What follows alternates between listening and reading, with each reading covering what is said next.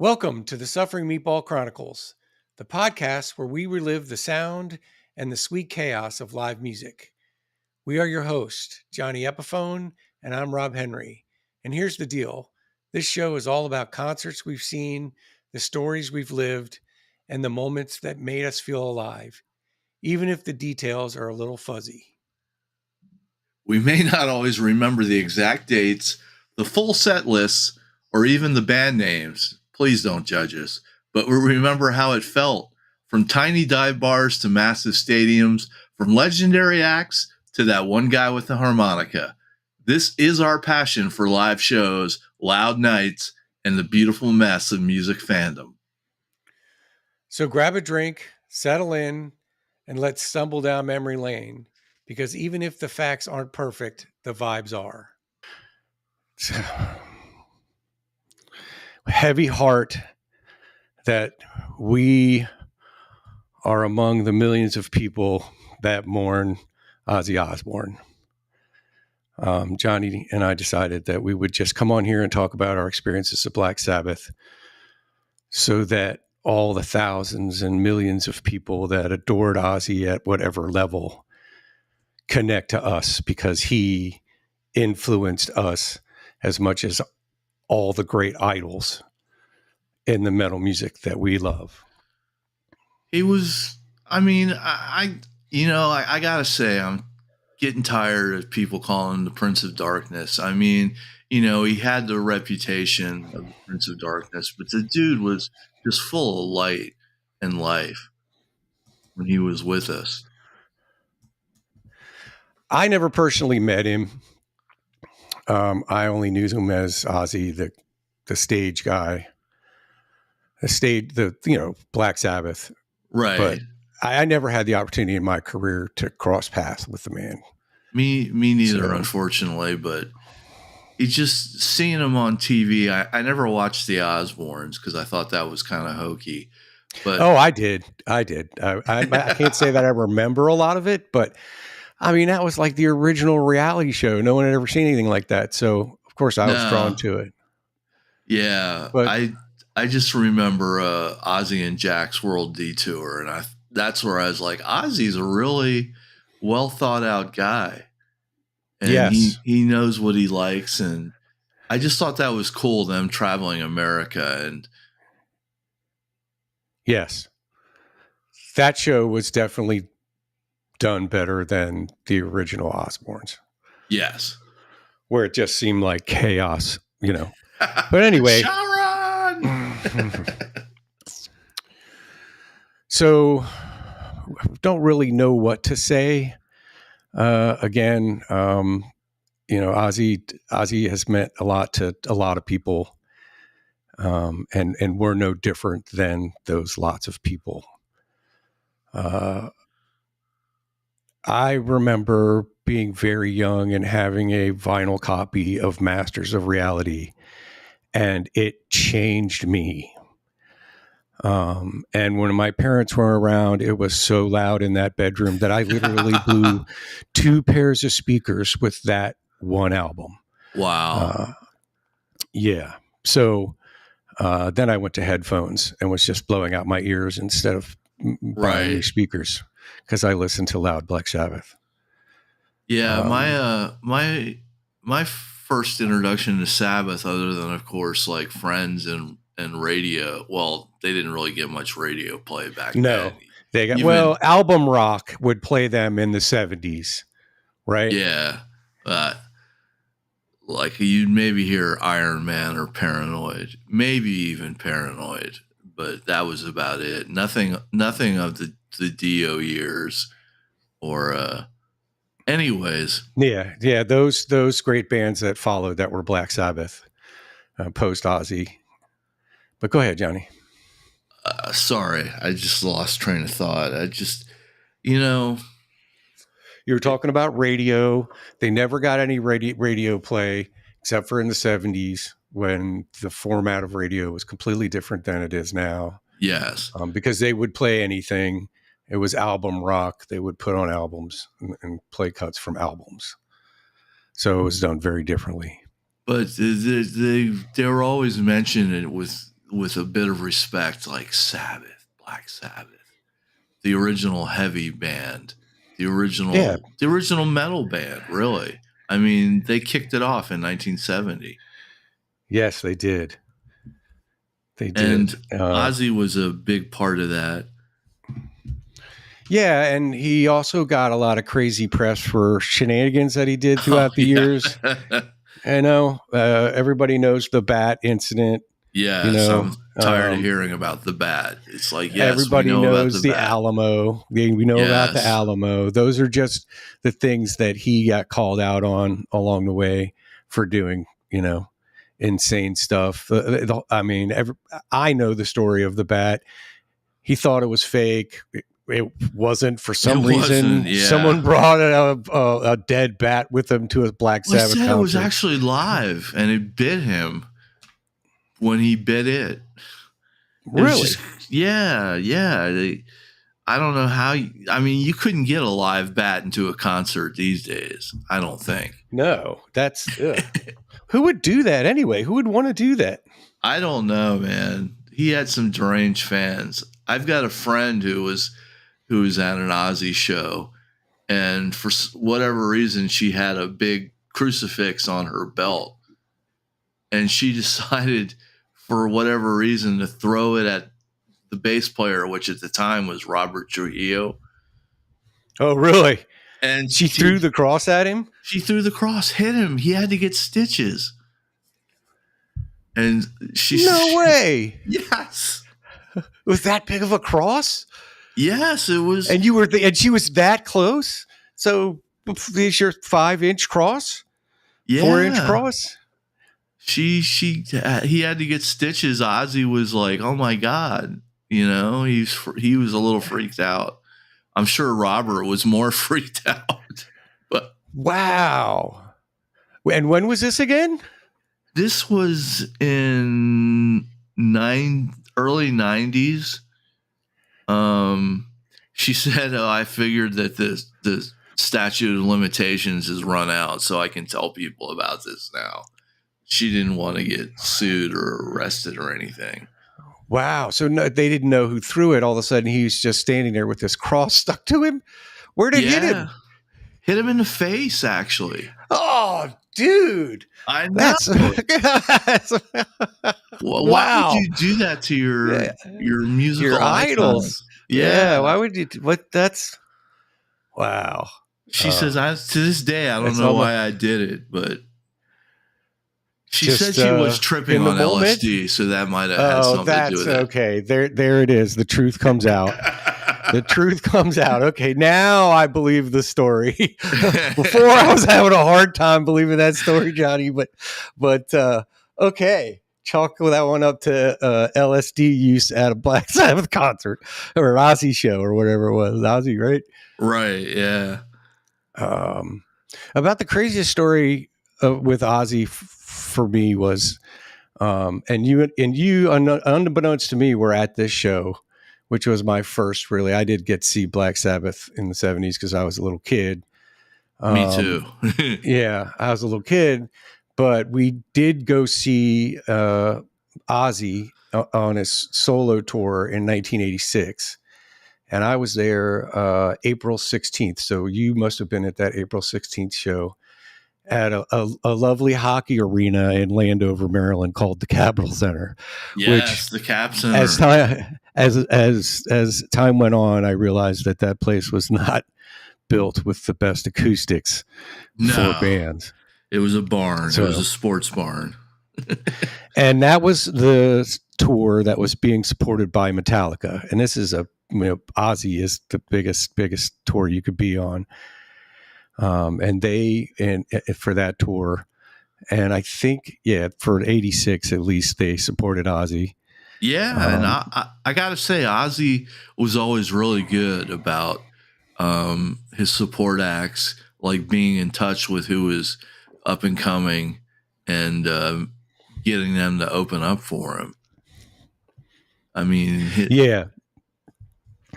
was. Yeah, he gave a lot of people chances on the tours that he had. But so this one was with Metallica, and we hadn't seen Metallica at all. But we've definitely wore their albums out. And at that time, they didn't really, I mean, they had some live footage going around, but, there was no YouTube or nothing like that. It was No, all there's no internet. It was all VHS and MTV. So we went to see Metallica. There wasn't a lot of people in the arena. We're at our seats. We're like all the way across the back of the floor, like up one section. And Metallica comes out, and the four of us stand up, and we're rocking out to Metallica. And someone behind us asked us to sit down. And I was like, I turned around, and I said, no, I'm not sitting down. This is Metallica. And then we all started raging out again. And I didn't look up the set list, whatever. I don't know if you looked that set list up, Johnny. But it was that was the Ride the Lightning tour, right? Or the Masters of Puppets. That was Master of Puppets. That was Master of Puppets, right? Okay, so Master of Puppets probably wasn't out too long, so they were in support of that album. Yeah. And once they were over with, right? We hung out and we're like, okay, let's see Ozzy. And Ozzy came out and it sounded horrible. It was way too loud. He was not having the best night in my eyes. And we bailed on it after like 2 songs. We couldn't really put up with how bad the sound was, at least to us. All right. We expected Metallica to sound bad because they're the opening band and they're a thrash band. But Ozzy, we wanted it to be a little more clearer and just, a performance.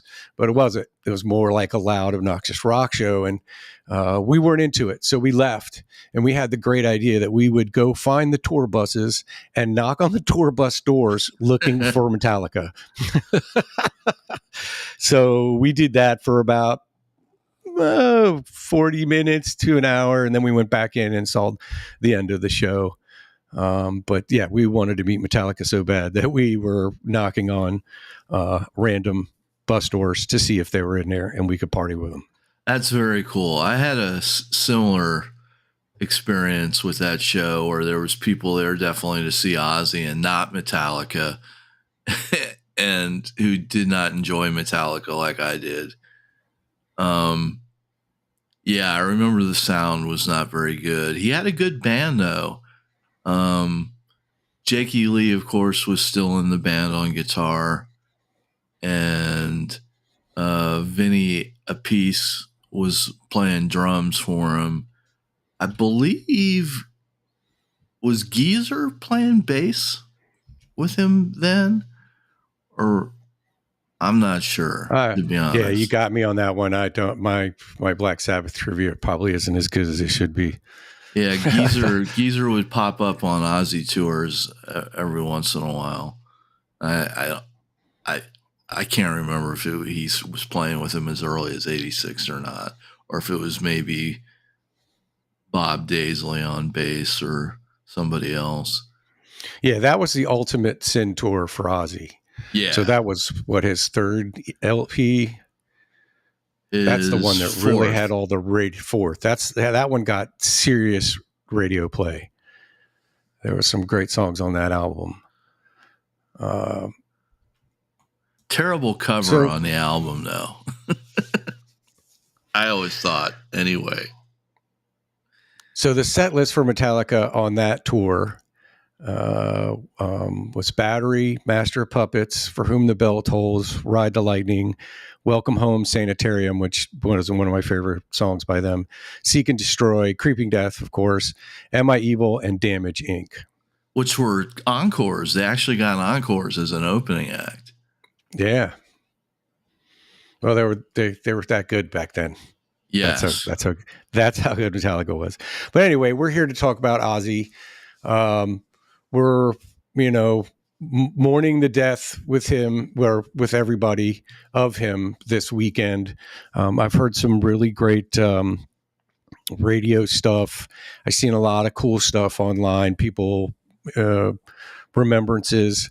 I did open up my phone to look at the video that I took at the End tour in 2016. I was fortunate enough to go to that show with Rick Hamilton and his buddy at Jiffy Lube Live here in Bristow. And I couldn't hit play. I just didn't want to watch it. I just knew what would happen if I did. So that's how it's affected me.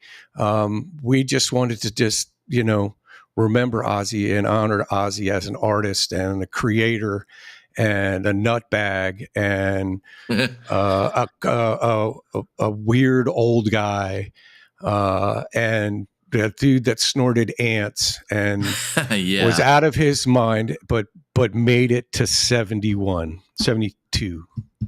right? 76. However, 76. So he's older than I gave him credit for.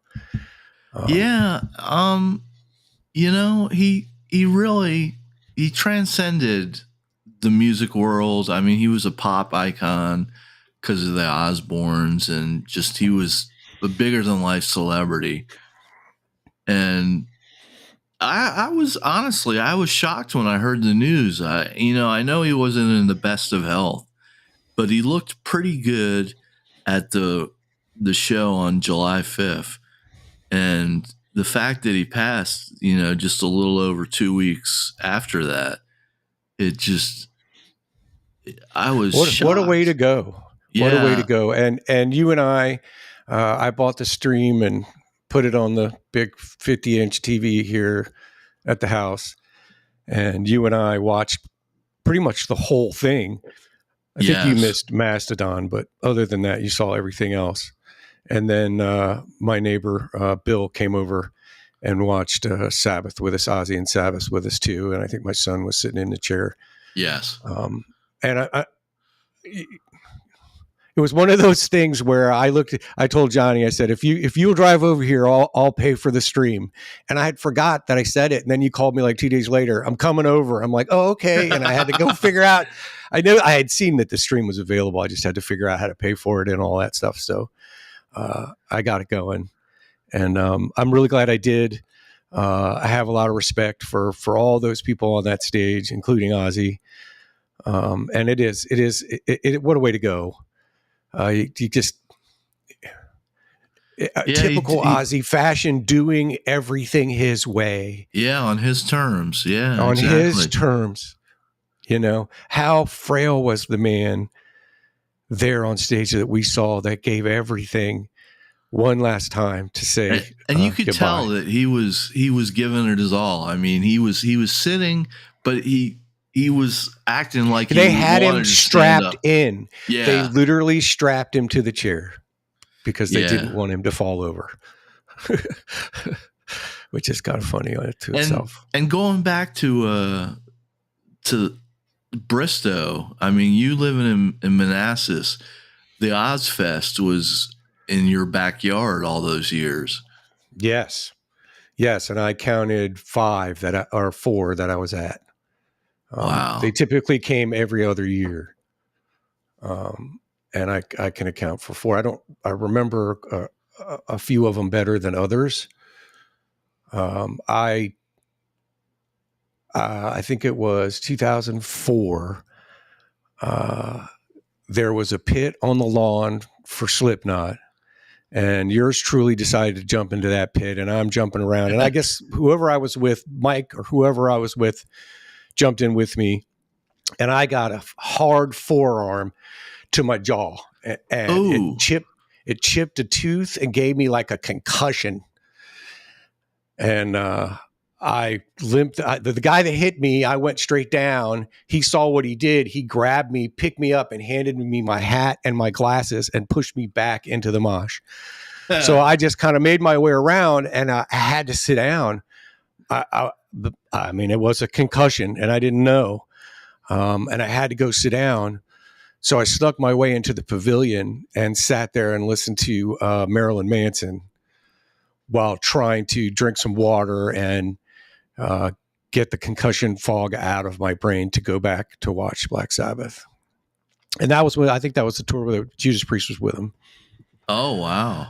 So yeah, I retired from the mosh pit because of an OzzFest Slipknot incident. That's giving your all for Ozzy, getting a concussion in the pit.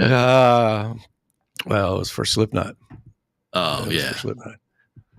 especially not. But if it hadn't been for them being there, the circumstances probably wouldn't have happened. Either that or they would have happened later on.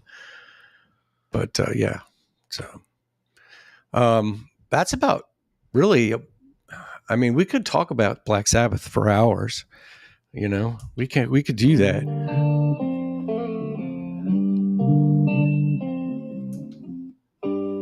Oh, wait, stop.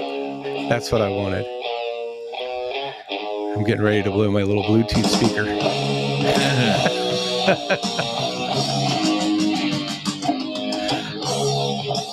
All right, I don't want to go too far into it because.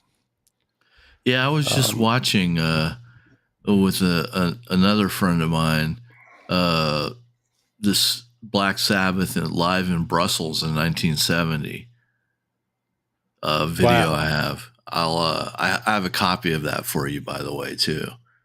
Cool. But I'd love to see it. Fantastic footage of early Sabbath. Yeah, I'm sure all that stuff's going to be coming out too. Apparently, there's a documentary coming out later this year that they already shot. Oh. And they're piecing it together. I guess they're going to have to change the ending.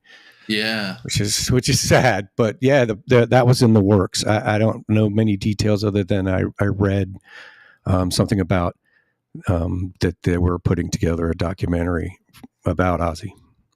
Oh, and I heard that the show on July 5th, is getting a theatrical release. Yeah, that would be cool.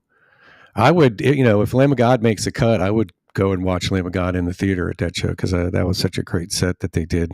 Yeah, I'm sure that will. I guess they can't put like entire sets of every band in because you'd be at the theater for a long time. Yeah, because we sat there for like 11 hours watching the whole thing, every commercial. It was from 10 in the morning to almost 8 o'clock at night. Yeah, we watched the whole thing. Okay, how do you want to wrap this up? Let's just keep this one short. Let everybody know that